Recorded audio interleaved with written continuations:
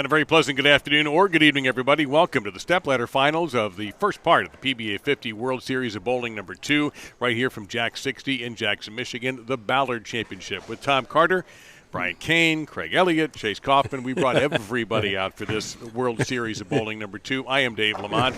We've got an interesting combination, Tom, of incredible experience and accomplishment and a couple of guys looking to break through for the first time. Yeah, the show is going to be kind of unique and it's very interesting because we actually have Hall of Famers in the first, third, and fifth spot, starting off with Jason Couch.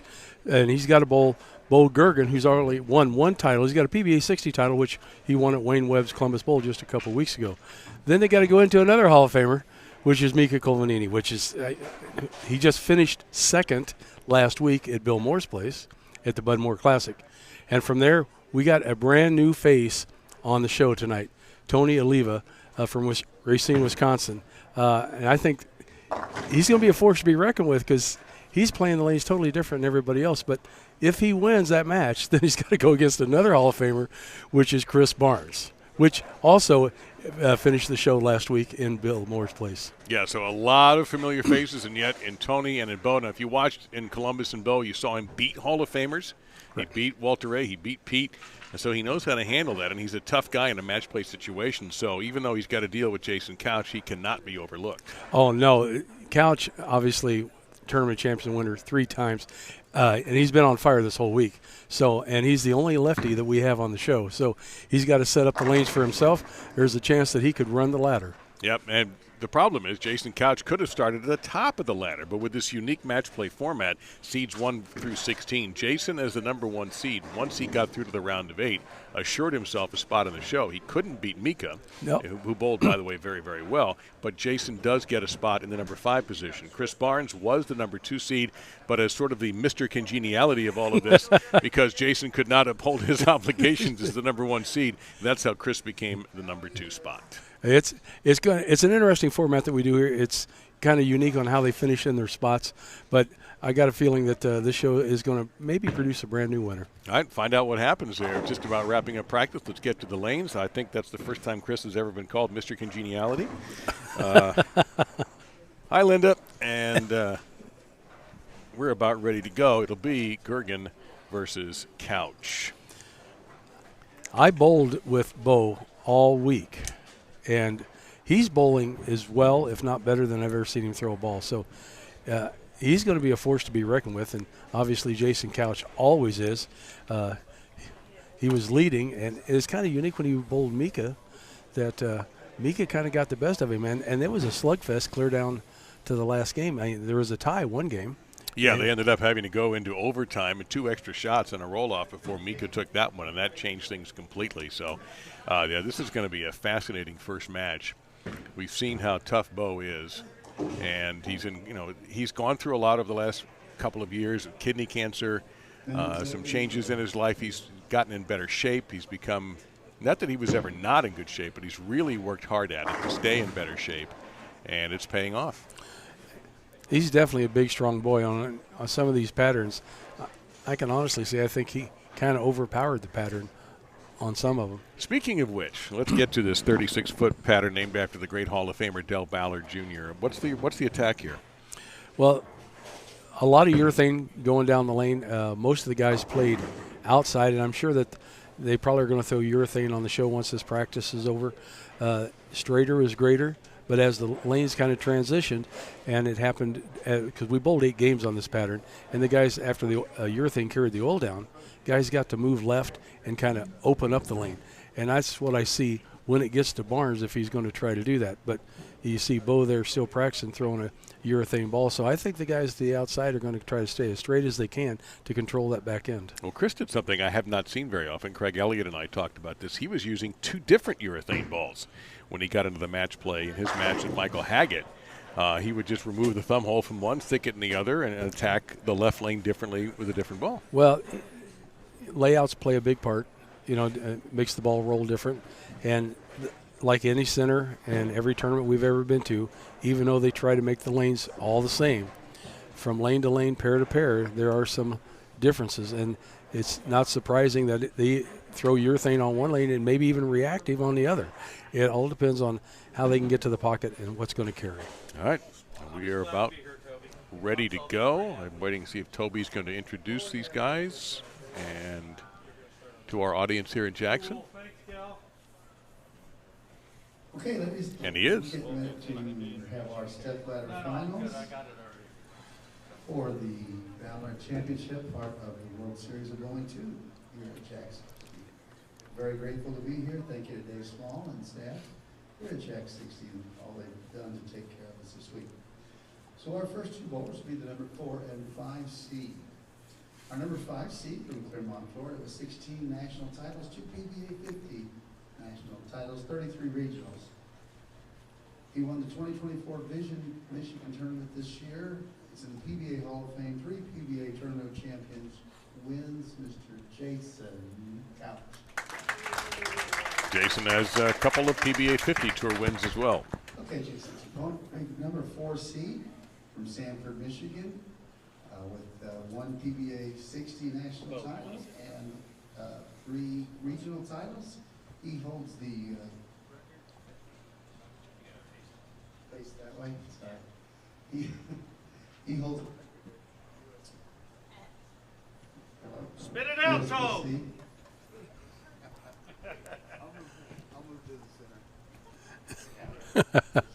Fortunately, that's not the mic we'll be using for our post-match interviews.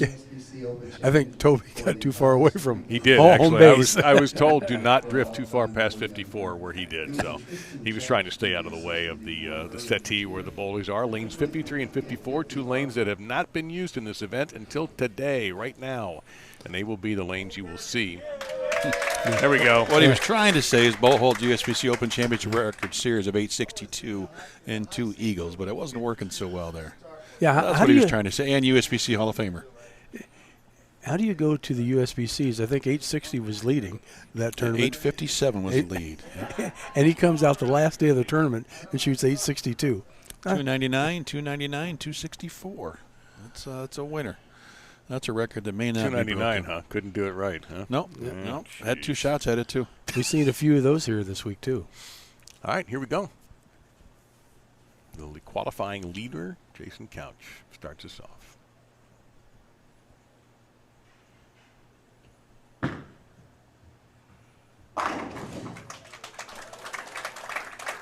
And that's pretty much what we got used to seeing, particularly on qualifying day when he had a brilliant day in leading the pack and comfortably being the number 1 seed. What, he averaged 250 that day, I believe? I think that's Barnes on the Monticelli, but mid-240s. I don't know. I have so many computer windows open right now, Tom, with the different events here.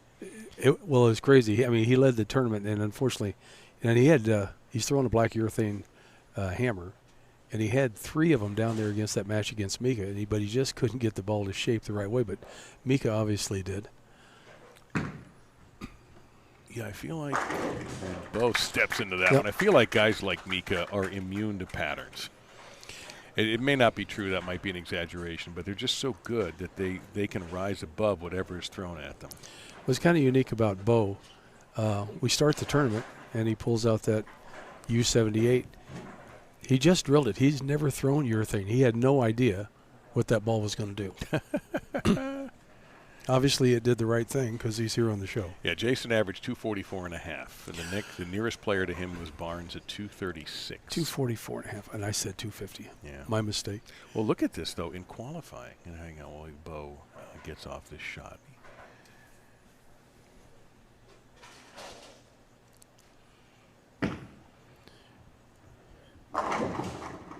Mixer, 7 pins, got company, but not going to knock it down.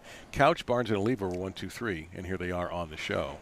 Mika was the number 9 qualifier, and Bo was 14th. During the course of the show, I think you're going to see some unique pinfall because these plastic pins, they bounce all over the place. And the shots, and I don't even want to call them a half pocket, about a quarter pocket. They just threw pins everywhere, side to side. But the big thing on this short pattern, a ton of guys were leaving 4-9s. Boy, we talked about that for a couple of days. It's been huge. We saw a bunch of them earlier today in the match play. And, in fact, one cost Chris Barnes a game against, although ultimately it didn't matter. But Hurt Jack Jurek got burned a couple, and the lefties 6/8s were coming up today. Oh, it was amazing how many. I didn't notice it so much on the Monticelli pattern and the Petraglia. the Petraglia pattern, but the Ballard pattern, and I think it's just because there's so much friction on the back end. The balls turn the corner so hard that they just come in high and just kept on going. So, Tom, I wanted to put your ball rep hat on again. We had this conversation. Was it Morgantown when Jason was the 1 seed? He only took a couple practice shots, right? And it maybe cost him the match. Maybe not. Same strategy here, but that was one game. If he gets there, he's got to run a ladder. So what would it matter if he threw for all 8 practice shots here with urethane going down the lane? Well, he obviously going to try to hold up his shot as long as he can, and the more shots that go down, the more oil he's carrying down the lane. And then he's probably going to switch balls to something that arcs a little sooner to get to the pocket, because his side, just throwing urethane in 3 different types, is probably going to change every bit as much as the guys on the right. So you're okay with it? I mean, because remember, Michael Haggett did that a couple years ago and only took a few shots, and it cost him. Jason did that, and he didn't get the win. Same strategy. You're okay with that? He took 4, by the way, practice shots. Okay. That's what I was told. He was going to shoot only 'em. 4. Yeah. And they would have got 8 minutes of practice, and he only wanted 4 shots. Nope, not going to lean on it hard enough. As a bowler, I'd have probably taken all my shots and kind of seen how the lane was going to develop. In 4 shots, you don't see a whole lot.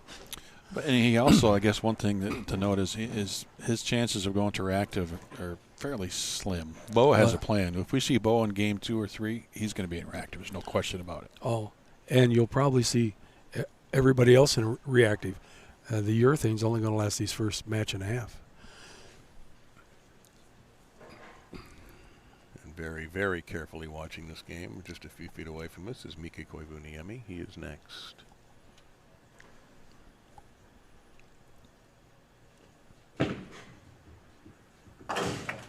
Well, Jason did practice on the practice pair up and just about until they almost had to drag him over here before the show began. I'm exaggerating a little bit, but he stayed pretty much to himself during practice. I don't know if that's exaggeration because they're going, Jason, you're going to practice. So I'm on my way. And Jeff Johnson with Brunswick said he's going to take 4 shots. Okay, thank you, man. Appreciate the information. I mean, obviously he's down there practicing, he's warmed up, but man, only 4 shots. I think I'd have taken a few more on each lane.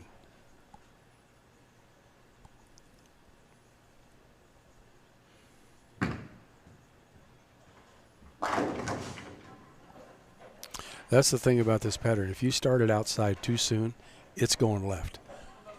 It's just going to hook because there is so much friction to the right. He gets this ball a little bit to the right, right there at the mids at about 30 feet, and it just started going. Yeah, that picked up right at the end of the pattern. It was ready to go. And you can just imagine if you had reactive in your hand and done that, you'd had 3 off the left. And we saw that a few times this week. Tom, how important it is as we saw Bo before that first shot, cleaning off with the chamois, getting the oil off the ball? Well, and you'll see everybody with urethane doing the same thing. They're trying to get urethane carries the oil down the lane anyway, and to leave it on the ball, you're just dragging even more. So you got a bigger chance of the shot changing more drastically, and you want the ball to obviously read the lane, and it can't if there's a ton of oil on it. The biggest thing guys look for is friction. You got to find friction in the right part of the lane to get the ball to recover to go through the pins, and if they drag oil to their friction spot, it's kind of a bad idea. So for our viewers at home, is it more important to get the oil off the ball for the ball's reaction or to not carry down as much down lane? I know that affects reaction, but which one is more important? I think getting the oil off the ball is the most important. You know, just for consistency in reaction. Sure. So leaning into that one, gets the tiniest kiss on the 10 from the 6-pin, but not enough to get it to go down. So another spare coming up here for Goergen. This would be his first PBA 50 title, should he capture it. That one looked like it come off the spot a little bit later, but then kind of laid off. Well, again, I mean, I think this shot's going to change a lot with the amount of oil that's getting carried down. And we just talked about consistency. And obviously that's what every bowler looks for. They want to see the ball come off the pattern the same way. And when you're throwing balls that are changing the pattern, your eyes got to be really sharp about what's happening.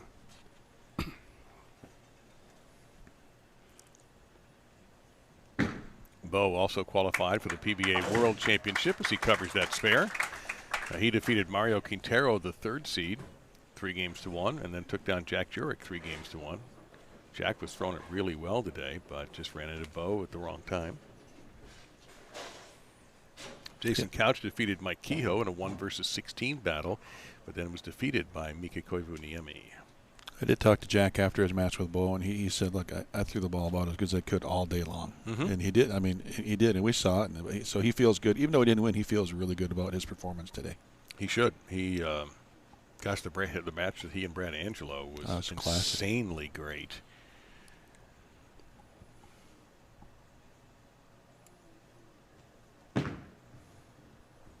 That's a flush for Couch. Question in the chat. Did the pattern stay the same after a few games? And the answer to that is no, not even close. They were forever changing. And at the end of the day on this pattern, because Barnes bowled, I had a great crosses. Barnes bowled right next to me. And he started out throwing a U-78 at him, pointing at the pocket. And by the end of the day, he was in an ion, just banking the ditch, crossing like 20 out. So, no, the patterns changed a lot. Bank in the Ditch will be playing at the Jackson County Fair in August, by the way, so we're not going to be around for that, unfortunately, but I hear they're really good. How do you know that stuff? I just make it up literally as I go along. Little kiss on the 7 for a double for Jason Couch. He's got the advantage against Bo. Jason with a win already this year, having a much better year than he did in 2023 when he was just a little bit off, just enough. Well, he just had a knee replacement back then, too. I think he was getting used to his new legs. Oh, that old excuse. I know. And, well, you know. What do you know about replacement parts? What do you know? Seriously. I carry them with me. I got extras.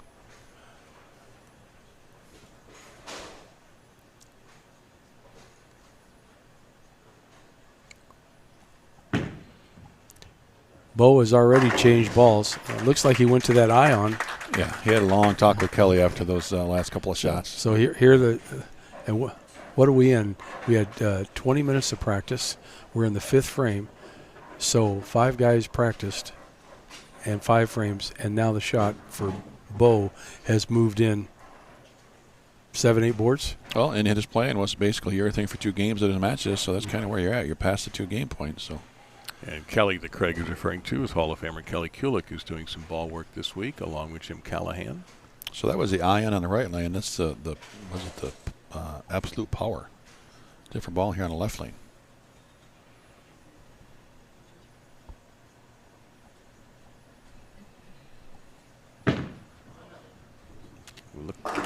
Oh, maybe that was the ion. Yeah, a little I think that was the right. same ball. Yeah, it looked a little different when I first see saw that, it pick it up. There's kind of what happens. 2 things can happen there. 1, that could have been oil carry down. 2, that ball's so much stronger, it could have burned up when it hit the friction and just lost so much energy it just died. Oh, it squirted out on him for sure. I don't think he meant to get that far right. I guess the third thing is you could say he missed it off his hand, too. Well, that was going to say, was that more of an execution issue than anything else? I mean, just throw it a little bit better, and perhaps that doesn't happen.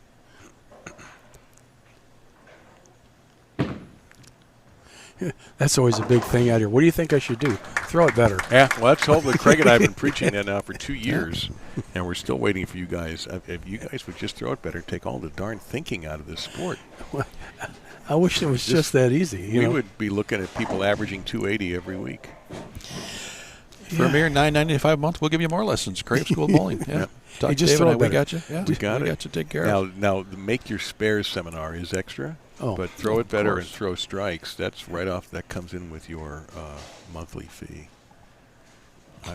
I feel bad about all the thinking. Take the brain out of it.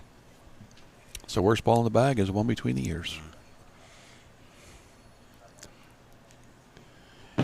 We got to be so quiet when they're on the approach because we are literally, folks, we're right behind them, and if we get too loud, they're going to hear us. Yeah, we are definitely on our inside voices right now. Yeah, and I thought that was fast for Jason. He instantly turned around and looked up at the speed. That was almost 17. That was 17.83. Much harder. So he's been doing this a lot today, Tom, looking at his speed. Is there a number that you have in mind that would be an ideal speed for Jason? I think whatever the speed it is that he's striking at, I think he's just trying to reproduce it. And I don't care if it said 12.6 up there. Right. If that's striking, that's what he's going to try to maintain. Because, nobody knows. I don't know when the last time these were calibrated. We don't know if those speeds are right. But whatever it is, and you're striking, just try to reproduce it. Keep that speed or stay within just a few tenths of that. Yeah, Morgantown, he was shooting like 16.3 to 16.5 was his goal. But I didn't see how close this reads to them. That last one was 16.8. So we'll kind of keep an eye on some of these shots here. Well, I know Barnes at the end in games 7 and 8, he was throwing at 18, almost 19. Yeah, he was piping it. Oh, my God. Hey, this is a senior tour. Not many guys can throw it that hard. Like nobody.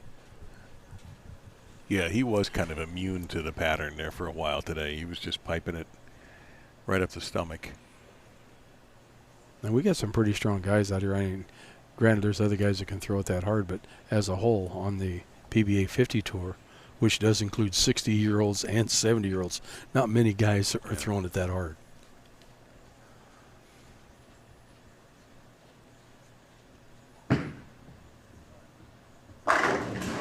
Beauty. Jason Couch with the advantage. He's looking up the speed, 16.5. So it's 0.3 of a mile slower. Okay, so that'll let the ball shape a little bit better. Yeah. But it's hard. You're in the moment up there, and your adrenaline's going, and you're like, I got to throw it slow. Huh. That's just not the easiest thing in the world to do. It seems counterintuitive, doesn't it? Right. You want to run up there and toss it. Yep. Bo looking for his first double.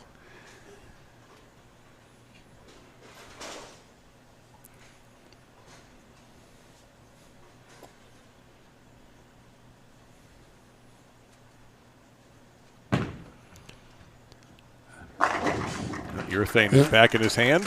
Bo, one of the great things about Bo, he literally posts every shot. But I've always wanted to ask him, I've had 3 days to ask him, and I didn't. Because I guess I'm a student of approaches and stuff. I just notice things. But just kind of like John Janowitz with his hesitation step, you watch Bo get set up, and I don't know if it's to loosen his back or it's a trigger mechanism, but you watch him lean back, and I... Right there? Well, no, once he gets on the approach. Mm-hmm. That's something that his dad always did too. So it's kind of, and his brother does it as well. They get set. It's a family thing. And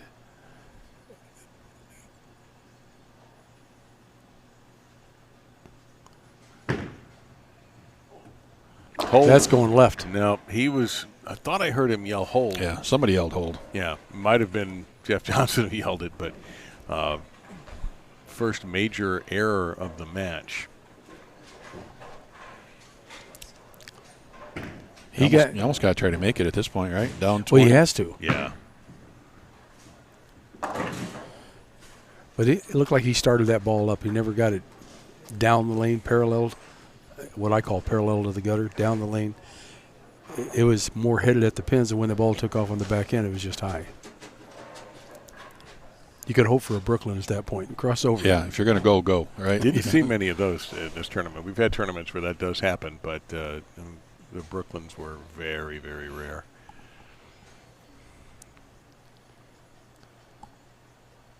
Jason Couch is standing. If they could move that ball return, I think he'd be standing farther left.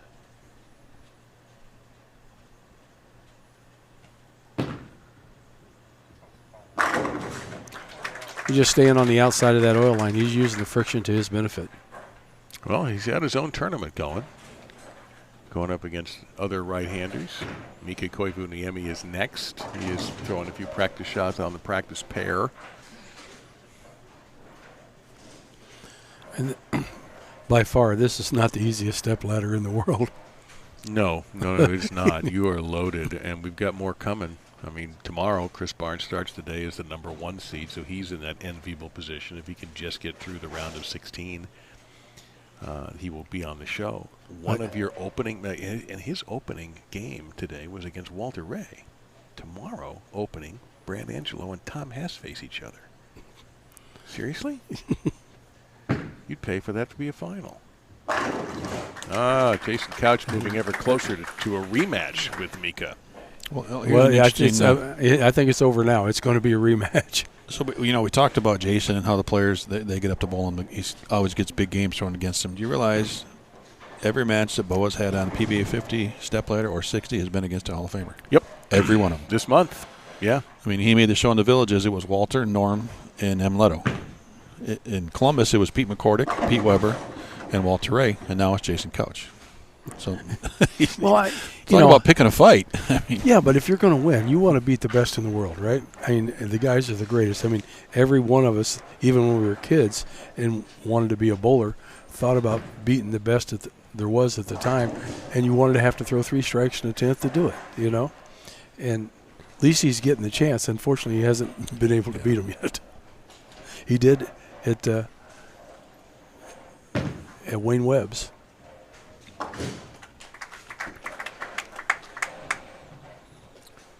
Well, Hall of Fame matchup coming up next. It'll be Jason Couch versus Mika Koivuniemi. That's a mouthful right there. Well, Jason gets another crack at Mika, right? Mika put him in the 5 spots. Yep. And that was a slugfest, and I said that earlier, but, I actually thought when Jason bowled Mika, as well as he'd been bowling, and it seemed like he was striking at will on everything, that he was going to walk away with that match. And Mika just came out of nowhere and just started lighting up strikes. But again, we always run into a pair in this house, in any house, that kind of has your number. Well, in that battle with Mika, this is what Mika threw at him: 252, 246, and 248. That was what are you going to do? And the 246 was the tie game where Mika won the roll-off with 2 strikes. That's, Jason also had a 203 and a 219. That ball is just not reading. He just pushed it to the right, and that definitely looked like he missed it off his hand. It just didn't read anything. Yeah, I think this is kind of just the same time in his other matches where he was kind of trapped in between. I mean, if Bo gets by this game, it's a whole different deal. He's going to be able to change balls and get comfortable, but he just wasn't comfortable here. Well, we saw him go away from urethane, then go back to it, and it's just just searching. Well, when you guys got 20 minutes of practice, and there is a little bit of defense out here, guys are trying to shape the lanes for them and not shape them so much for you, and they could have literally burned up where Bo wanted to play. And Jason with a little different approach there. Was that I think he just fired that down the lane just to keep moving the traffic? Well, yeah, he moved in. Yeah. Why tear up my shot? And I didn't think of that. So if he moves in a little bit with urethane, he could throw a few shots. Not that a few shots are going to make that much of a difference. Right. But maybe I could create a little bit more hold for myself so when the lane does start hooking, the ball doesn't go high. How much more hold does the man need? Yeah, so he's just I'm saying just trying to shape a shot right now. Okay. 185 for Bo Goergen. He takes 5th place. He'll be back for the PBA World Championship match play that starts on Sunday. And he can head home, right, Craig? He doesn't have terribly far to go. Yeah, 2 hours. Yeah, he can head home for a couple days. That is the only thing that's kind of questionable about this. If they didn't make any of the shows, but they bowled well enough to make the top 18, they got to wait 3 days to bowl again. Or you can be like Mika and make everything. Because only 2 other players did that. Mika, Mario Quintero, and Brad Angelo. Both Mario and Brad were knocked out. Mika is in this. So Mika's going to bowl a whole league season this week. Well, that's what he gets for taking all those years off. Round of applause for the second match of Well, this is one of those Saturday afternoon ABC matchups right here. We've seen this before. Yeah, that's when you need your yellow jacket, when we go to commercial. Hanging in the room. Ready for the World Championship. It's coming back.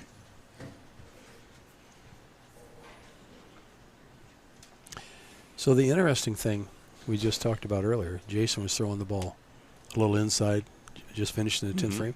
He only did that on the right lane, right? Yeah, that's correct.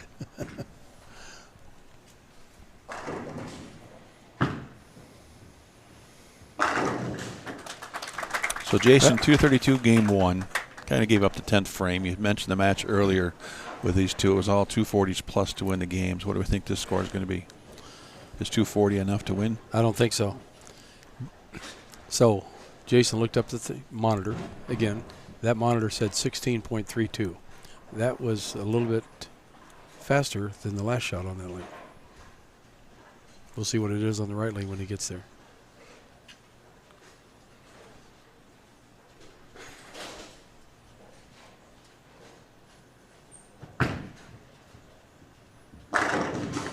Aha. So Jason's throwing urethane, and Mika throwing a big A symbol, an archetype.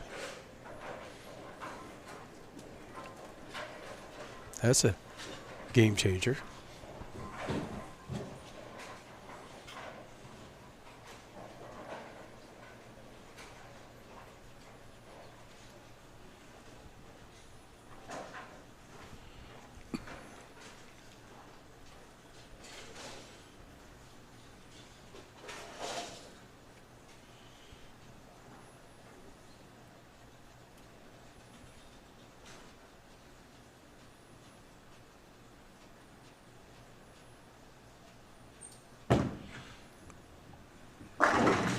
That was definitely some projection on Yeah, the he lane there. projected a strike With onto authority. the board. Yeah, that let everybody know he was in the building.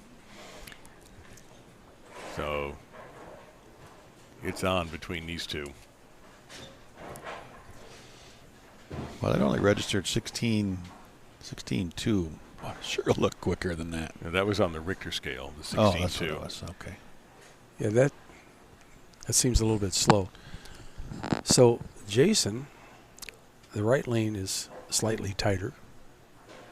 Got some inside information from Jeff. Yeah. And he's just going to try to stay on top of it. But the big thing is he can't get fast. And that's probably why he's constantly looking at the monitor. And that was 16.8. That's half a mile an hour faster than the previous shot.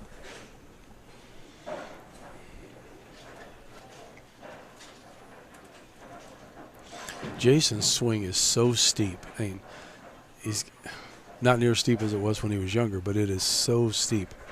He had to work on that because his swing was like a check mark. He never really had a flat spot we talk about out on tour where he just gets the ball to kind of land on the lane.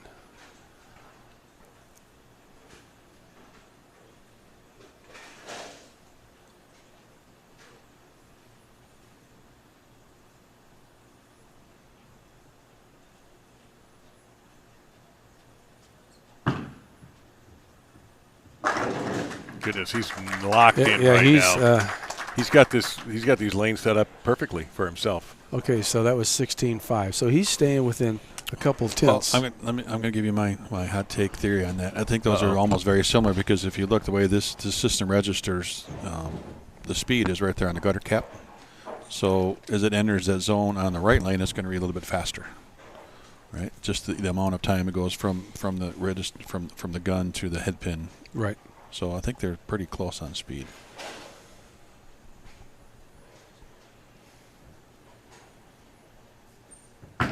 Whereas Mika should register faster on the left lane. Mika's projection has gotten farther. More projecting. Yeah, There's more. If he projects it any farther, he just hit the pins without the lane. On the fly. Mika projecting like a Broadway actor without a microphone right now. Yeah. Well, it's a 2-on-1 move. Two with your feet and then a foot on the lane.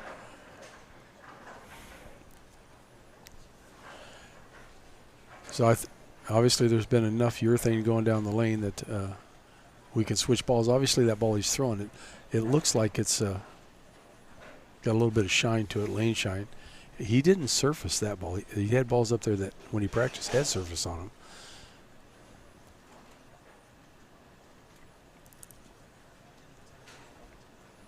them. Yeah, he's playing more like 7-8 out to 2-3, 3-4. Oh, we just get the first guy who doesn't strike doesn't win, because we could be here a while. Oh, we're going to have that roll off again. Yeah. We have the possibility of a tie. Too soon? No, not from what I've seen so far. Because these aren't little sloppy, lucky, oh, he shouldn't have had a strike on that shot. I mean,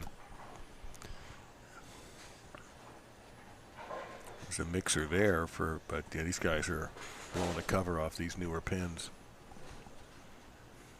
They're not going to be new after they're done with these two. No, some of these guys had some strikes. I mean, pins were airborne, helicopter, and going across the lane.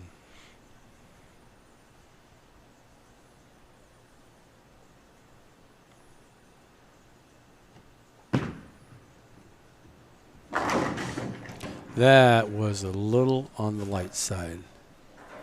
That was 16-6, but to me it looked like he missed that one a little bit. Yeah, it didn't have the same shape at all. No.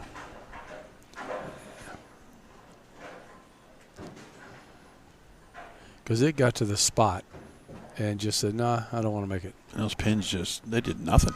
They just kind of like gave up. So somebody's going to say it. So those, and I know it couldn't have happened in 3 shots, but did the 3 shots that he threw at the 10th frame inside? Oh, I don't know. Did it? Or do we need more evidence? We need more evidence, I think. The court is ready to pronounce a verdict. All right, Tom, something else I always think with Jason, though, is because he is, for the last 2 seasons, really predominantly urethane. I mean, you'll see him sneak in or reactive here and there, but does it cost him at times? I mean, right, we saw Bowl bounce back and forth. He's done it all day. I mean, if Jason's shot goes away with this, what's plan B? Well, plan B right now would be for him a different layout on another different type of urethane. There's a couple other balls out there on the market that he might switch to, but the patterns, unfortunately, that we've been on here lately allow the left side to stay out and use urethane. And I did see some of the lefties trying to go in on the Petraglia pattern and bank it a little bit, but I don't know how much luck that's going to. I mean, I know he carries 3 or 4 of the black cameras, fresher covers, different layouts. Maybe that's his only move, though, right? It's not like he can't do a boat in. All right, I'm just going to change balls and move in. I don't see him going to a real big reactive ball with his rev rate as much as he hooks it. I just think for him, it's going to hit the lane and it's going to go sideways on him. I'm not so sure that Jason can just take his hand and back off of it that much. But remember, I mean, Jason's heyday, he was the guy that hooked him more than anybody. He wasn't afraid to get in wheel on it. Right? Yeah, he was on the right side of the lane throwing it to the left side and watching it bounce back. But I think we got a new and improved rebuilt Jason. It's a little straighter now. And Mika's first non-strike of the match. But Couch's speed on his last shot, by the way, 16.2 on that strike on the left lane. That's going to be a big thing for Jason. I think it might be a big thing for Mika, too, because they just naturally throw the ball firmer and harder. That's just their A game, right?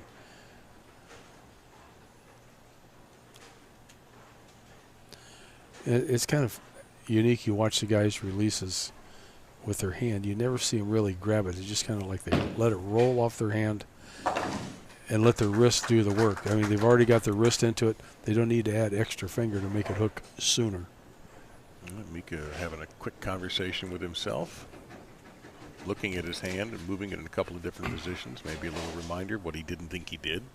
Well, you probably wouldn't understand what he said. No, he probably saves the finish for private moments like that when he doesn't want anyone else to understand him.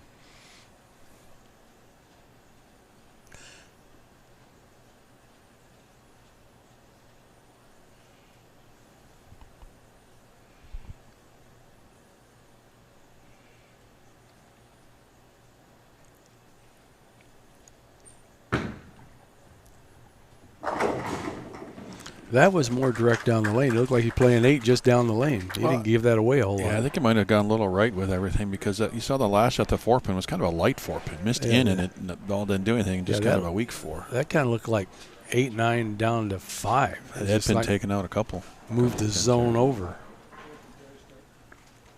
All right, Jason, a 7-pin on this lane last time. Is he requesting a re-rack? Look back for a second. Yeah, we're just trying to slow down the pace a little bit. Yeah. Yep, that's exactly what he's done. And doing a little bowling ball work while he's waiting. And there's a pin on the lane on 53. Yep. So we're just kind of waiting on that. The mechanic jumps down and gets rid of the pin. Pretty simple. It's an extra target there. Shooting at 12 pins, right? Yeah. That's for our trick shot competition later. We didn't tell you guys about that on the special. Well, no player is going to claim that $1,000 300 bonus, so we still have a chance for that tie. Interesting what Jeff Johnson is doing. He's repping. He's now moved out of his seat and is standing directly as direct as he can behind Jason in front of us to get a different look. And our first split, and it's a difficult And he threw one. that 17-1, amped it up, moved farther left. It looked like he was trying to hold it on line and just shim it to the pocket. Not so sure that's the best idea. And that's what Jeff was looking at. Wanted to actually see his laydown because it's tough sometimes for the player to see the laydown. So Jeff was just trying to get a good eyeball on it, right? Yeah, so I thought that was interesting. But this is a hiccup that Jason doesn't need against Mika.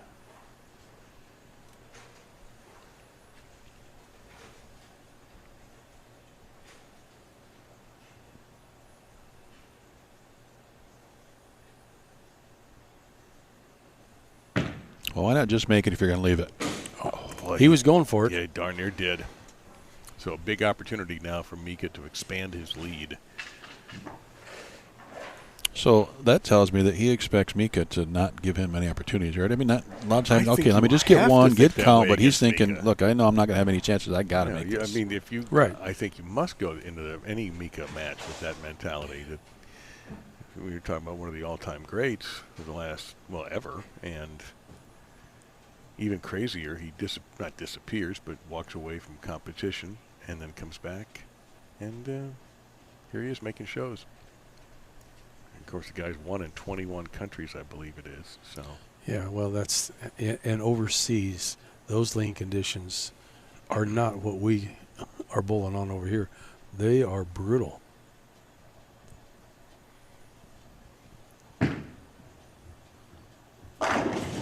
yeah, left lane's been okay for Jason, but he kind of knows he's in a spot of trouble here. Yeah, I think I just made a bad shot. Just not good at all. Obviously, he's not going to give up, but still, giving Mika a complete open frame and actually losing 2 pins in count. I understand going for it because you don't want to give Mika a chance, but now we lost 2 pins. 245 still left out there for Couch. Mika, you can see his max 279. Pace in 220s.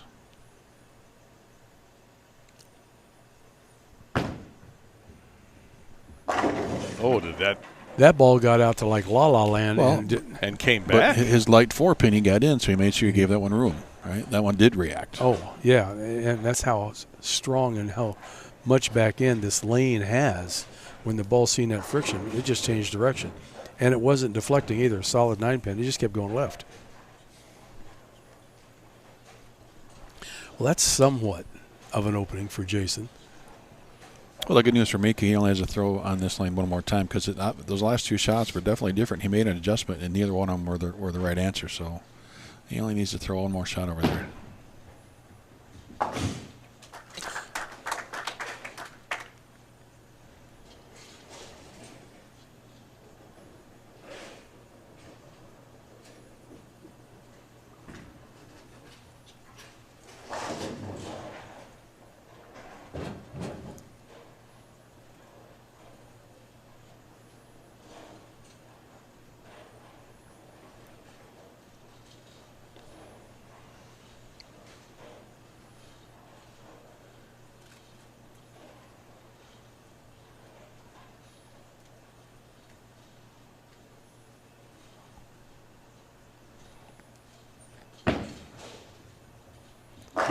That was definitely Furman down the lane. Yeah, but that was a flush for Mika. And I think Mika's a product of his environment from overseas because the lanes over there, I mean, a lot of small centers over there, and the lanes are, well, back then when he first came out on tour, the lanes are older. They don't use a lot of oil. You needed a lot.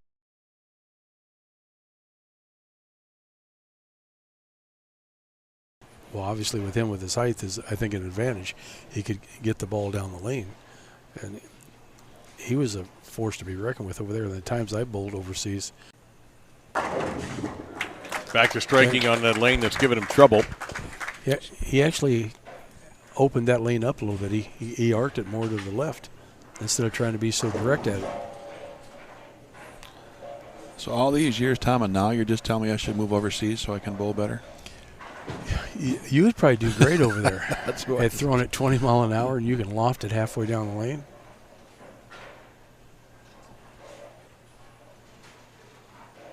I bowled over there with Peter Knopf in a couple tournaments, and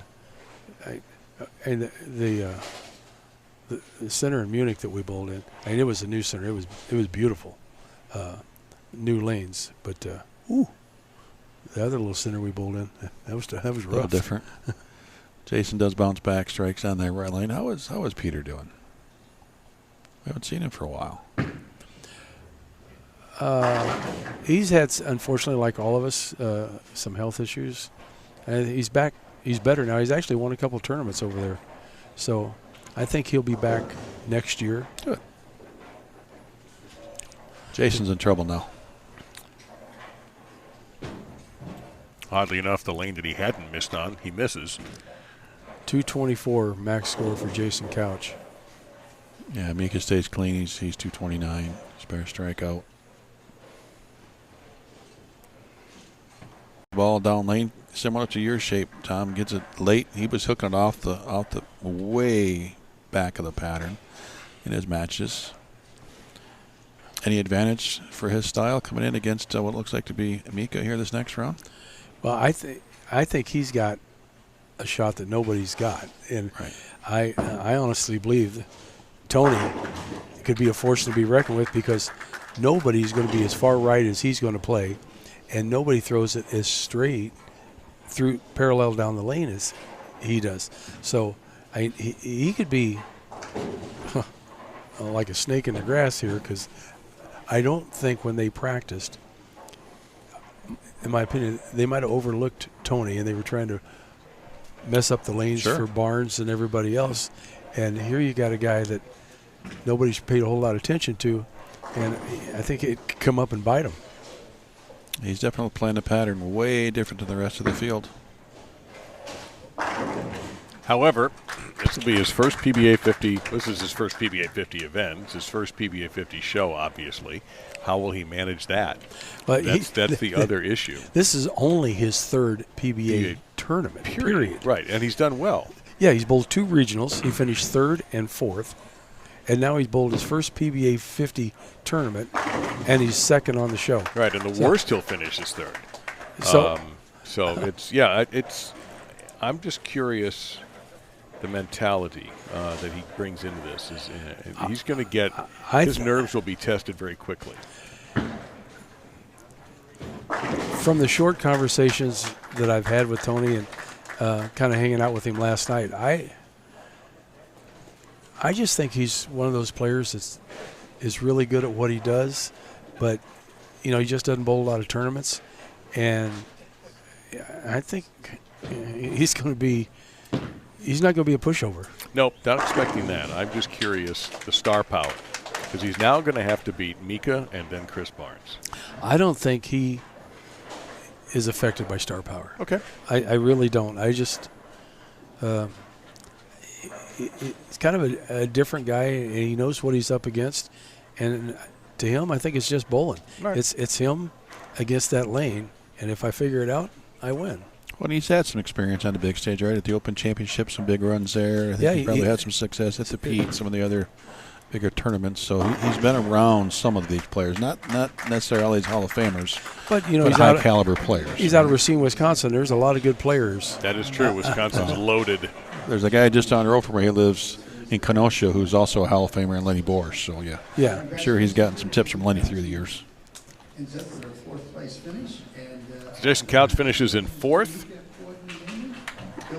We'll see Jason in the Worlds, right? He made the Worlds. Yeah, Jason made the yeah, Worlds. Yeah.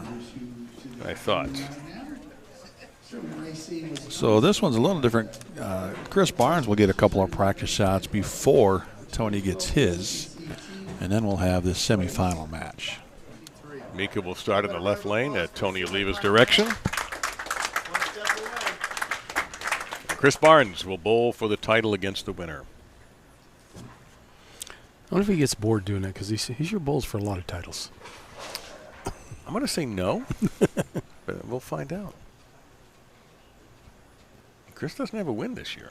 It's been a while since. It's been Well, a he year. had one. He had one last year. Yeah, he It's had been one last year. 367 days not to rub it in. So Yeah, but he's made a lot of shows. that he has.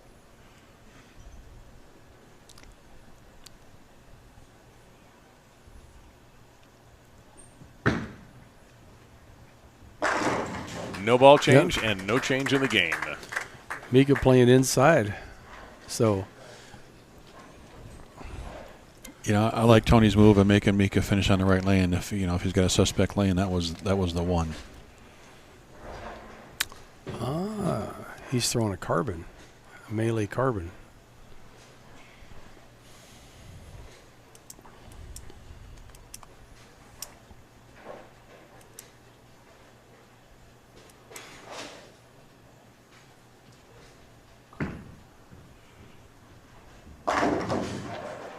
Wow, Whoa. terrible break for Oliva to start. At least it's just in the first frame. Well, it's not like it's a split or anything. No. But it's just, you watch So the he ball. crossed like 6-7 out to 3, and that ball never stopped hooking. And that was 14.32 miles an hour. Well, that's a great look on our replay, too, of how steep that angle is. The ball just flies by the 9.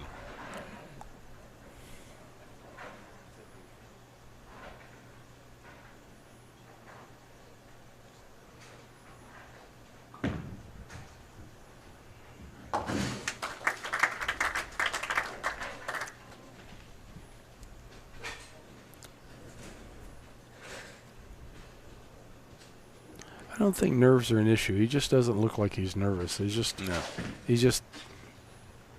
Well, he's you know, not exactly shots, new you know. at this. He might be new at this experience, but certainly bowling for stakes or in tournaments in Wisconsin where the competition is, I am sure, quite tough.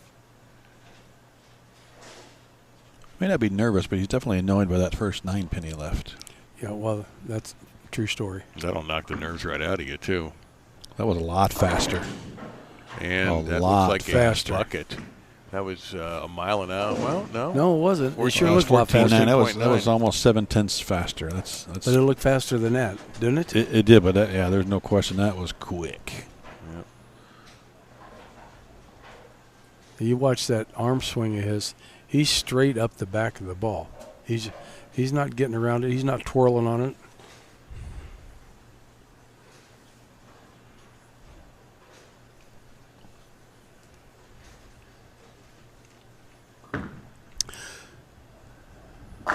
So if there are nerves in his case, they better be gone after the second frame because Mika is fearless.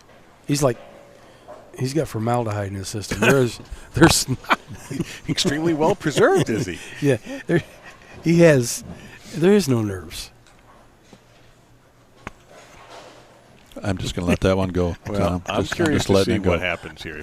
If he doubles, Well, you never know what I'm going to say. yeah, let's see if he doubles and really throws the heat at Tony.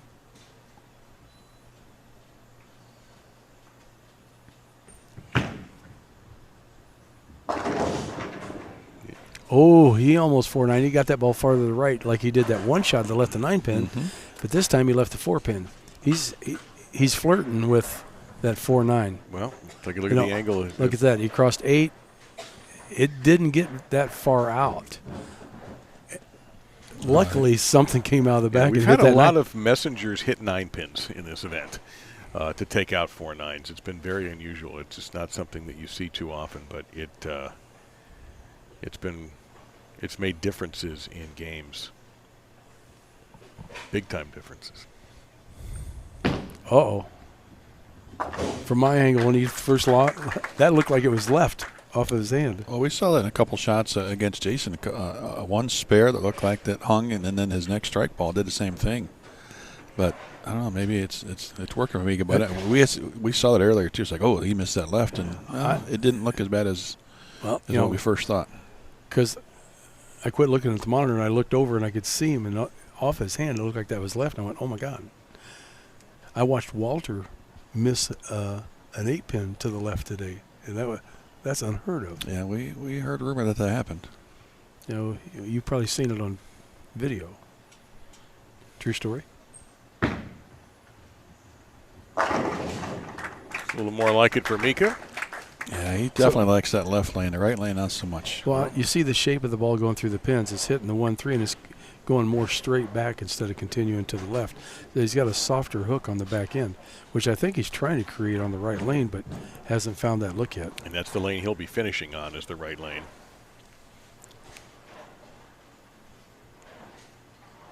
You didn't see that ball change direction near as hard.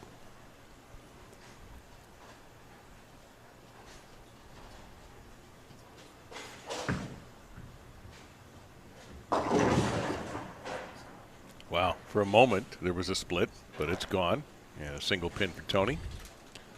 For Tony, just by looking, it's a small adjustment for him.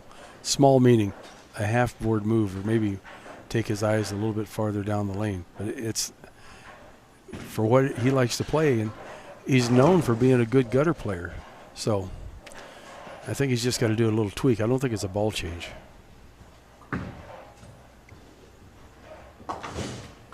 That's always scary, hooking the ball across the lane for a 4-pin on this pattern, because there's so much friction. If it takes off, it's gone. It's going. It's gone. Barnes beginning his warm-up on the practice pair. He'll wander down here to keep an eye on things, make sure everyone's behaving. I think Chris already has an idea how he's going to attack the lanes. He's already got a game plan. It's just a matter if it works.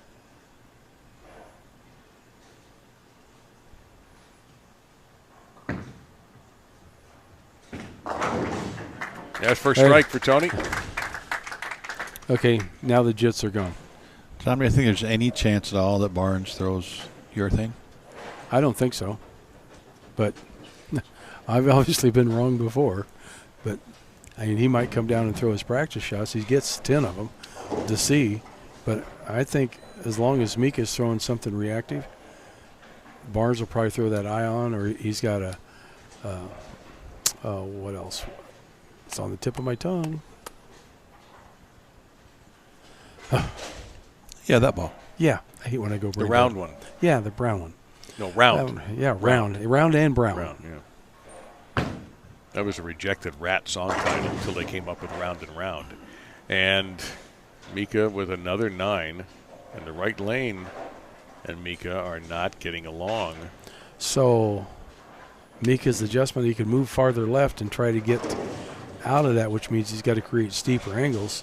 Or maybe he gets balls down a little bit, something that's not going to be quite as jumpy off the spot. Yeah, it looked like he got that one out on the lane just a little bit farther, trying to delay that reaction, but unfortunately another 9-pin. Harsh reality. How's there that? You go. I believe you. Is that your final answer? Reality usually is. Oh, my God. Boy, Mika, on his spare shots, I don't know if he's hanging up in the ball or he's just off balance, but a lot of his spare shots that looked look awkward. Like that. I agree. Yes. And that's what that 4-pin shot looked like when I thought he was going to miss it. I'm not so sure it's coming clean off his hand. No, yeah, we definitely felt that earlier too, but the results speak for themselves. It's still working for him. It hasn't cost him anything yet.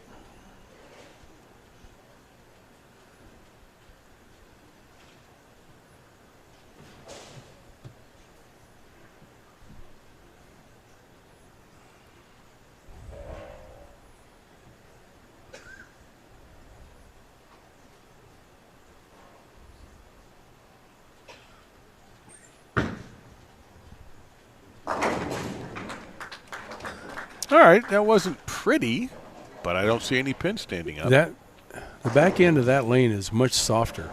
The ball's just not changing direction. He's more over 10 on that and out to like 6, 7. There was a lot of movement in there. That 5, 7, and 10 were the last 3 to fall.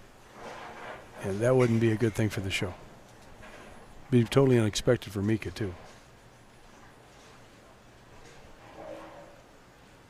Opportunity for Oliva to get right in this one now. A couple of strikes. Oh, We got a ball game. Perfect. He made a slight adjustment. It didn't look like much. He didn't get it quite as far out down lane. Jason Couch defeated Bo Goergen 232 to 185 in our first match. Mika Koivuniemi defeated Couch 259-221. And here we are with the winner to take on Chris Barnes for the first leg of the PBA World Series of Bowling number 2, the Ballard Championship tomorrow. Same bat time, same bat channel. The Monticelli Championship beginning at 11 a.m. with match play Eastern Time.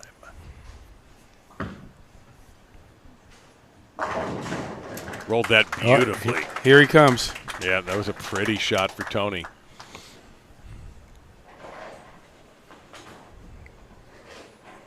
He's rock solid at the line also. That almost looked like a slow-moving 5-7-10 too. Well, I don't think Mika's shocked that he's getting a good game out of Oliva. But this is a lane that's caused some angst. You feel like this is either going to be a strike or he's going to have a real problem. His last 5 are 3 4-pins and two 9-pins.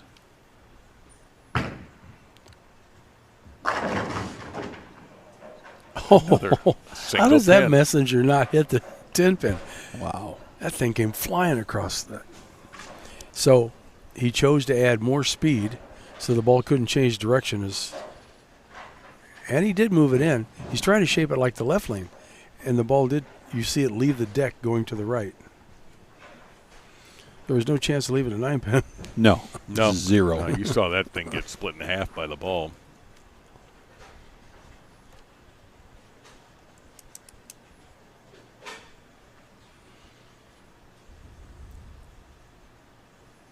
Mika has yet to double, and Oliva working on a 3-bagger. Yeah. So hit it twice with the ball. Make sure that thing goes down this time. So the odds are Mika's going to walk over to the left lane and strike because he's got a great look on that lane. What can be done with the right lane then for him? Well, he made the adjustment to throw it harder so the ball didn't hook as much. I still think maybe now it could be a ball change. Okay. Would it be a situation where he now will go to 2 different balls because he's having success on the left lane? Yeah. Why would you want to change what's on the left? No, that's what I thought. I don't really think he wants a Dutch 200 patch out of this. No. Only if it wins the match. Because that won't get him a trophy, and neither will that. So he doesn't strike on that lane. Yeah, and there was his Dutch 200. And there went his lead in the match as well. Yep. I told you, watch out for the invisible man. No.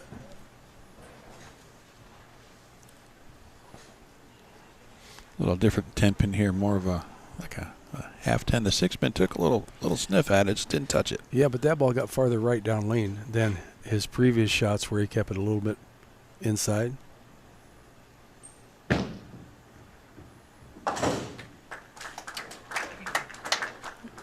He beelined that thing 19 mile an hour. Yeah, it didn't take long to get there. No. Removing all suspense. So a big chance now for Tony to open up an advantage, a bigger advantage, if he can throw another strike. He seems to be locked into a good rhythm at this point. Mika, possible 229. To Tony's 265 if he can go off the sheet.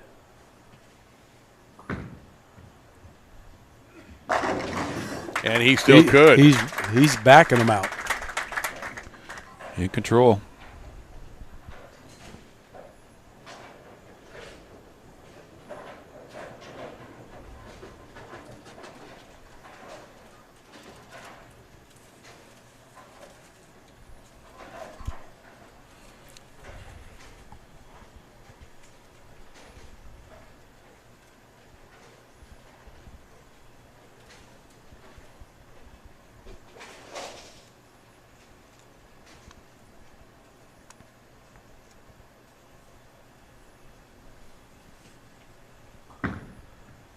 Oh, that was inside a little bit. Doesn't matter. It didn't matter. Does not matter. 5-bagger for Tony Oliva. He's trying to put the lid on this thing. He's got puppy power going. And maybe that's the secret.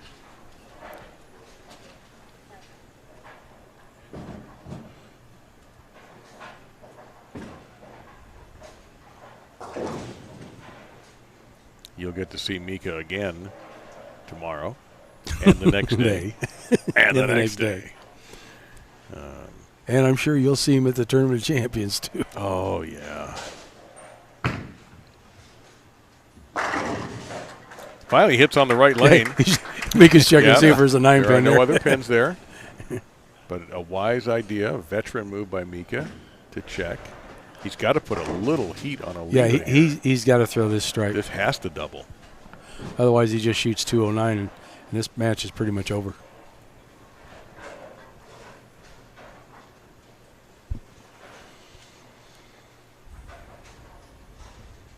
Yeah, Tony pacing with 235. Mika's max is 229.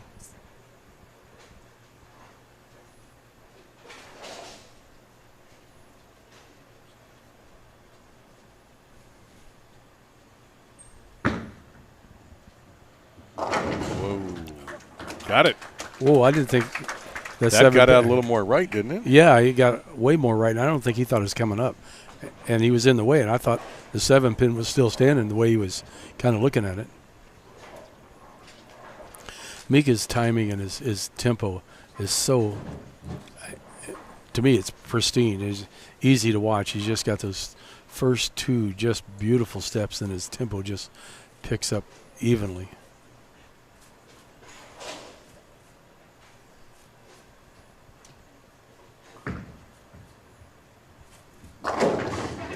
And a big mixer for Oliva, double fist pump. And he's ever closer to getting into the championship game against Chris Barnes for the Ballard title. Yeah, I'm pretty much sure he's just got to make sure he shows up in the 10th. Well, it's the 10th, and he's standing there, so he has done it. Well, I could buy the fact that he maybe has no nerves in this match, but I guarantee there's going to be some nerves in this next one. Any bowling for the title will change that approach? Absolutely. You think? Find out pretty soon. Just stay clean.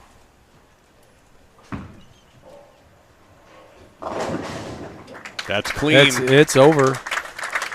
This boy's bowling for a title in his 3rd PBA event. And first PBA 50 event. Yeah, that's not a bad way to start your career out here. Well, my theory on that is if you win, you retire, you're done. Undefeated. One for one. Exactly. I'm out. Yeah. Defeated. Well, but he's got another event to bowl in, so he could be betting 50%. Yeah, he could win 2 titles and one being a major. And then you walk. And then you leave. Yep, leave your shoes right in the approach. Yep, right out there. the door. Donate your bowling balls. Now he's just letting it roll. It's just simple now. It's good practice for him. Tony Oliva has defeated Hall of Famer Mika Koivuniemi, who was seeded 3rd and finishes 3rd. I seen a big breath and kind of a sigh of relief, like, whew, this one's over. One more to go. Well, he just had the one bad shot back in the 2nd frame that left a bucket, but he adjusted beautifully and has come up with a big dub. Tony Oliva. Yeah. Very impressive. 264. 264, his first time on TV in a PBA 50 show. Awesome. Well, he won't be invisible anymore if he wins this next match. No. He'll be standing next to me getting a check, not from me, but from Dave Small. Aren't you paying him too? If he throws a 300, I think I got $10 in my pocket. He can have it. That's actually a bonus. I've always maintained that the BowlTV people should kick in a cash bonus to any 300 in the Stepladder final in addition to the 1,000. Whatever we have on us, Chase. No. Yeah. No. Has he lost his mind? Chase has a Jason's $1. got a dollar. All right. No, wait a minute. That's more. You got more than $1 there, bro. And Craig, what do you got? We hope you all Oh, enjoyed and the Dave fruit Lamont on the snacks. broadcast, and he is no longer with us. See you later. And he'll throw in a thing of fruit snacks. Come on, Craig, you got to do something. I'll give you the first a next. 300. They get $1,000. I know, but that's not enough. That's enough. 300 and what if it's in the finals? 300 in fruit snacks. That's okay. That's it. 300 fruit snacks. I got 10. I'll throw in 10. And a Culver's ice cream. Yeah, you know what? I'll donate one of my Culver's coupons if you throw a 300. Wow, look at that. I know.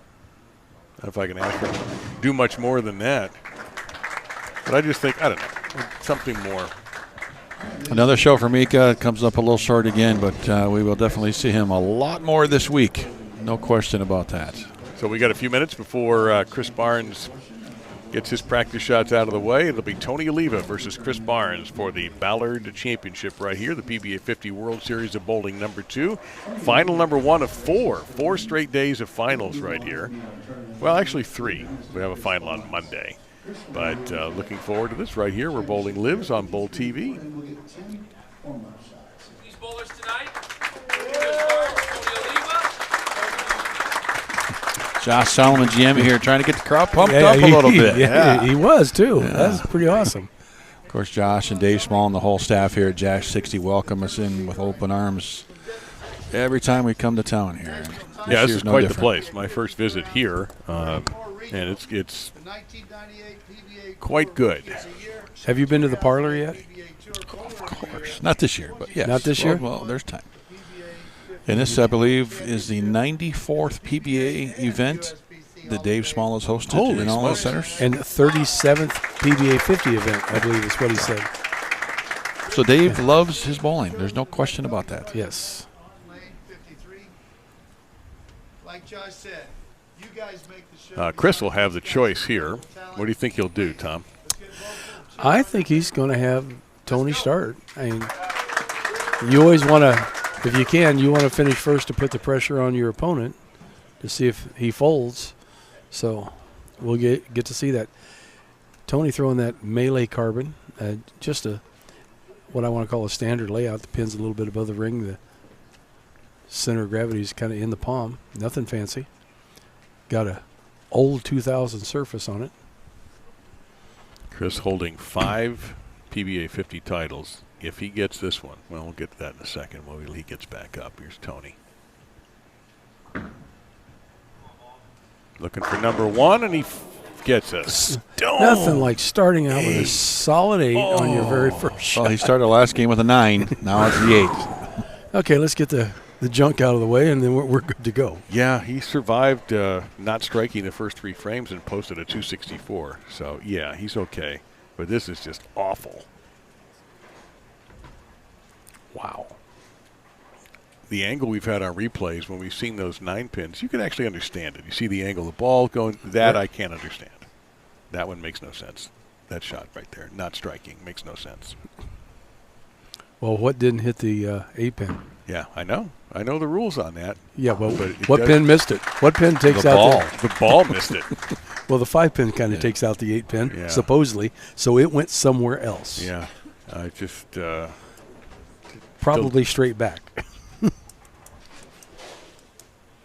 All right, first look at Chris. As I mentioned, if he wins this one, he'll tie Steve Neff, Dick Weber, and Norm Duke for 6 PBA 50 titles. And Norm's last one in this building at the Jack 60 Open in 2021. I see. And Chris went to the icon. And we said it earlier that he's probably going to throw reactive. He's going to go in and bounce it off that drive, what the guys have created by throwing urethane down the lane. Looks to be his best option so far.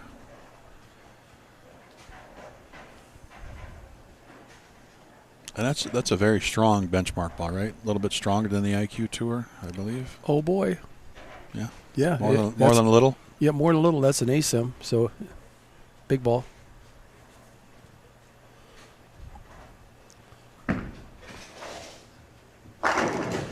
I see. Two extremely strong, 17.3 miles an hour for Chris on that one.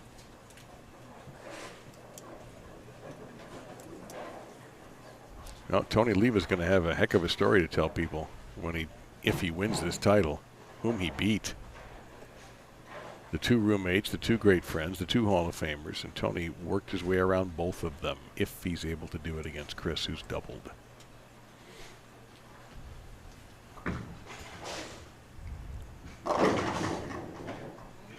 Nope, no back tap there. I thought he might get that. Saw quite a few of those here. Tony's kind of starting out like he did the last match, but I don't think I'd wait very long.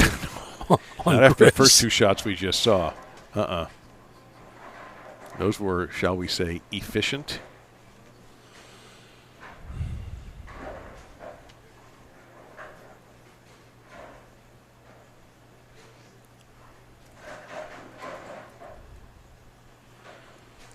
That ion it's a hybrid cover stock.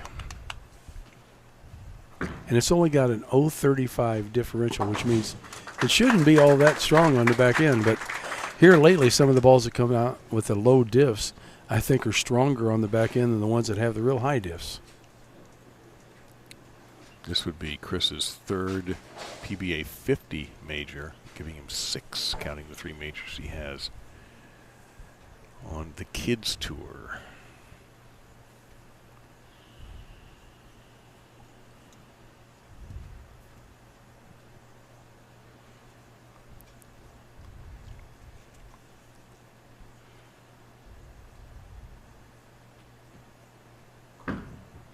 Tony's got to kick it in gear here.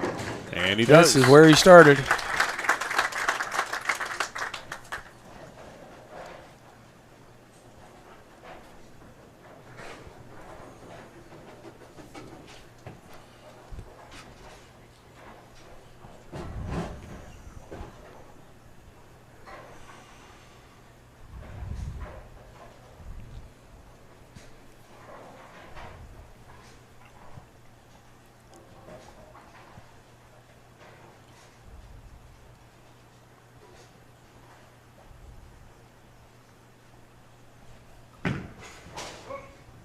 Hook, he yells. It listened. Oh, look at that. That pin wasn't even out of his hand before he yelled hook. Yeah. He obviously didn't like that when he threw it, but you see that pin going across the deck? Nothing was going to stand anyway. No. Hook it did. Right about, well, even before then he yelled hook. But, yeah. No survivors. Not on that shot. Chris was so good this week here at Dave Small's. He didn't make every pattern show. He didn't make Petraglia, but 24 games of qualifying, Tom. He had 1 game under 200. It was a 199. Despicable. It's terrible. Yeah. And I got to see it firsthand. Shot after shot after shot. Okay. And we're getting to see this firsthand, too. Wow. So you had Chris and Tony on your pair? You say you bowled with Tony, too? No, I didn't bowl with Tony. Okay, Chris. I bowled with Bo Goergen. Oh, Bo. I'm sorry. And Chris was to the pair to the left of me. He was right next to me. And Tony was to the pair next to me. He bowled with Chris. So they all showed you how to do it. What was the issue? Yeah, well, you know. Maybe that 12-mile-an-hour speed that I got might have had something to do with it. Just yeah, Tony's right back to where this was what worked, got him out of the hole against Mika Koivuniemi, but Chris looks, at least through 4, almost invincible, but this is a perfect shot. You seen that ball split the 8-9 right there? I did.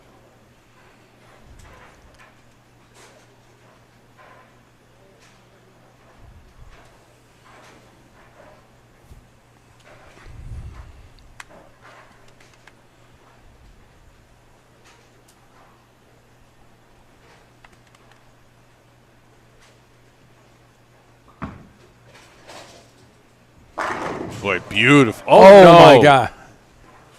No chance. That was solid 8. He's walking that out because he knew he struck. That makes no sense. Again, the ball will fail its job. You see the 5 just went in front of it. Yeah, the 5 went to the side. Yeah. Oh, my goodness. The second time this has happened to him. Wow. The whole building here felt that. Yeah, well, that looked pure off his hand. He was walking it out. Can't give anything away just in case something weird happens with Chris, who looks spectacular. 3 of his shots are spectacular. 1 he would probably consider a little lucky. And I think was on this lane, was it not? So.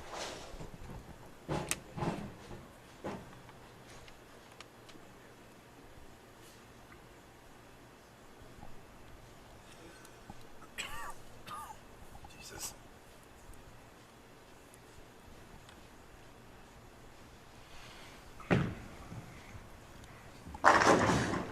And yes, when you throw it that well and that hard, you get that.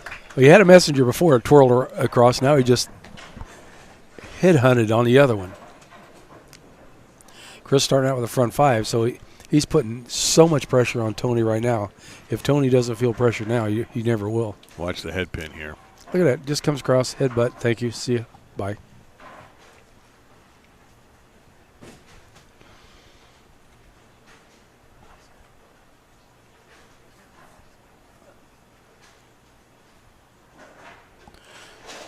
To answer your question earlier, one, I can't hook it like him, and I can't throw it as straight as Tony. So I was in purgatory there. Well, he was on that immediately. He started to back that one out. Probably went across the arrows.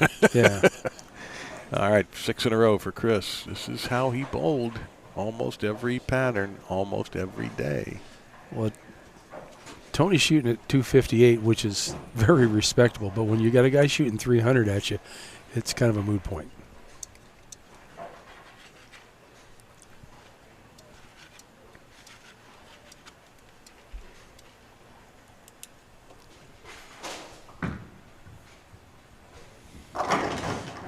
And Tony. Tony's back in it. Well, he needed a break. He got one there. Well, and we talked earlier, right? The light mixer is what's been carrying better. Right. I mean, 2 stone 8s, just dead high flush. And he gets that little half pocket and things carry. Yeah. So, I don't know. I'm just going to throw this out there. If you know half pocket carries better, would you try to line up to do that, or do you try to stay flush? Half pocket, yes, it splatters. I think you do, right? Because then if you miss a little bit, okay, it hooks and it's flush, and maybe you carry. Right. I mean, so okay. But if you miss it a little bit right, well, don't do that. Then that's a hope and a prayer.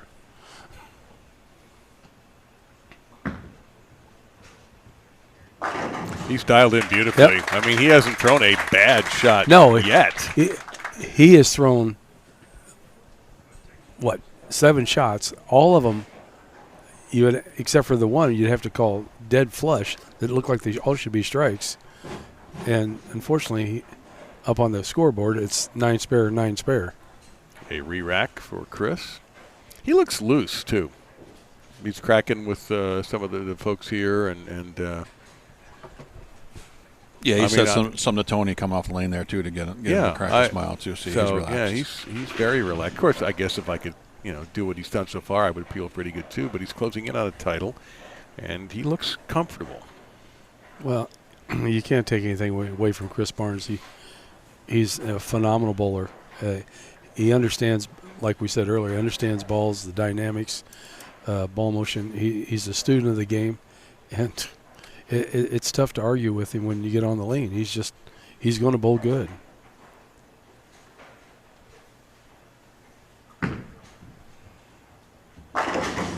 Why would you need a re-rack when you're going to put the pins out of shape anyway? Yeah, when you're going to shred them anyway. What makes the difference? You're not going to, I mean, it's kind of a moot point at this point. Just,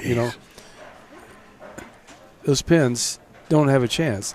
He's 10-8, and that ball's just setting beautifully and snapping out 10s. He's setting to the pocket. It's just throwing messengers. Yeah, he's had every variety of strike you can except Brooklyn, and I don't think you're going to see any of those. And you got it. Chris is so relaxed. You said it earlier that he doesn't. I don't think he feels any pressure at all. He's just going up, swinging and throwing the ball.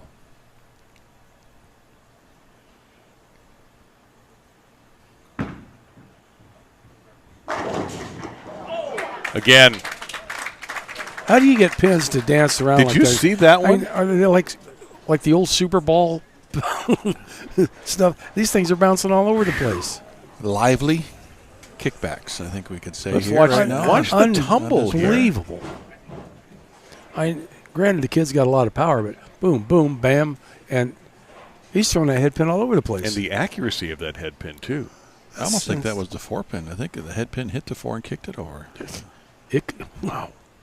Boy, Tony Oliva, you've done everything but throw 8 strikes in a row. He's been terrific. He's terrific again. Yeah, he's still in it. Well, I've used this expression before. If Chris falls, Tony will catch him.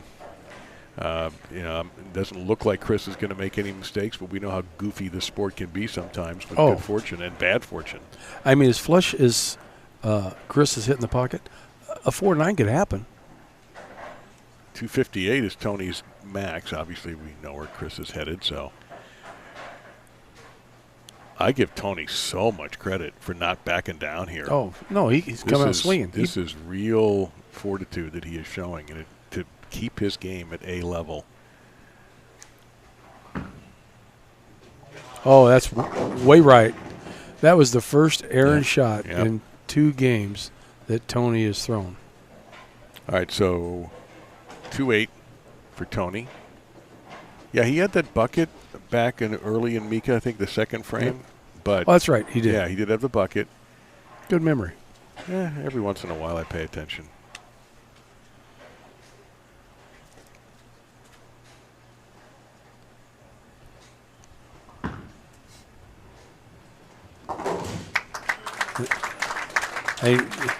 You can't take away anything from Tony. He's probably going to shoot 236 and get pummeled here. Well, Chris can kind of focus on locking this match up, and don't forget 300 game in the step ladders. $1,000 bonus. 1,000 plus 11 because Chase is going to donate $1 and ice cream. And ice cream. Where's Dave Small at? I wonder if he's got the check. Oh, and fruit snacks. Yeah. No, he ate the fruit snacks. He ate all the fruit snacks. What? I thought you were saving one. Another re-rack on that same lane, by the way. Well, that's been the trick lane in this whole stepladder match is the right lane. Right now it's been all treat for Chris. No tricks.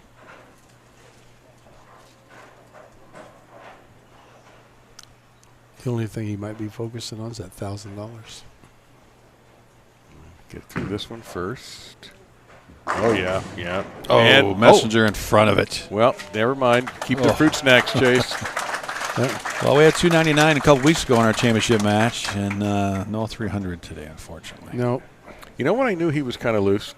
You saw what he did when he walked up to our table, which is close by, and dropped off his soda in front of me and said something I couldn't understand what he said. So I autographed the cup for him. Looks to be an orange soda or an iced tea. He might have that next week. Oh. He just threw that spare shot almost 23 mile an hour. What? No chance to hook there. Boys and girls, Chris Barnes has won his 6th PBA50 title. Well, that just adds to it because he's already a Hall of Famer. So, and his 6th professional major. Great week for Tony Oliva. Yep. Listen, couldn't be more impressed with Tony. Dealing with what he had to deal with, he took down Mika with a 264, and here he just ran into the proverbial lathe. He backed into a lathe. Yeah. I thought the Invisible Man was going to come up and bite him in the butt, but Chris just got so lined up. It's just tough for him. No longer invisible. No, that's for sure. Tony Oliva making a name for himself in his first PBA50 event. And he's going to bowl in Hammond, Indiana. So as well as he throws it, we could see him on the show again. Oh, he still got a chance to get there on Monday as well. Well, that's true. We got the he'll be in the World Series. You don't get many victory laps, so. You don't get many victory laps. Well, and don't forget, Tony got 2 horrific breaks on those stone 8 pins too. But man, Chris, he earned this one. 266, 267 for Chris, and it's going to take me about an hour to get that microphone cord untangled. So I'm going to head out right now. Well, we'll see you out there. Nice handshake and congratulations between the 2 players there. That's always great to see that. These 2 have crossed paths through the years at multiple events, I'm sure. Could be the first time they bowled for a title. Of course, first time for a national title. I give kudos to Tony, Mike. What an impressive show! That, the first time he bowled like he'd been out here forever. Well, and this is only going to help him for this weekend, right? 16 games or 18 games of match play, and then a chance for another show. And he's taking care of business here. Finishes second, but now he knows. People know. Watch out for this guy. He's going to be a force to be reckoned with. There's no doubt.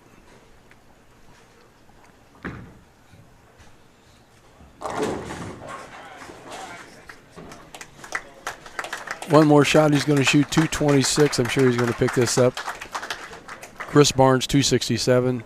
Chris Barnes with his 6th PBA50 title.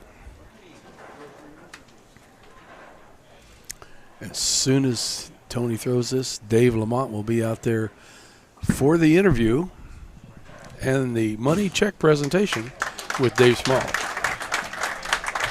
ladies and gentlemen, the championship match there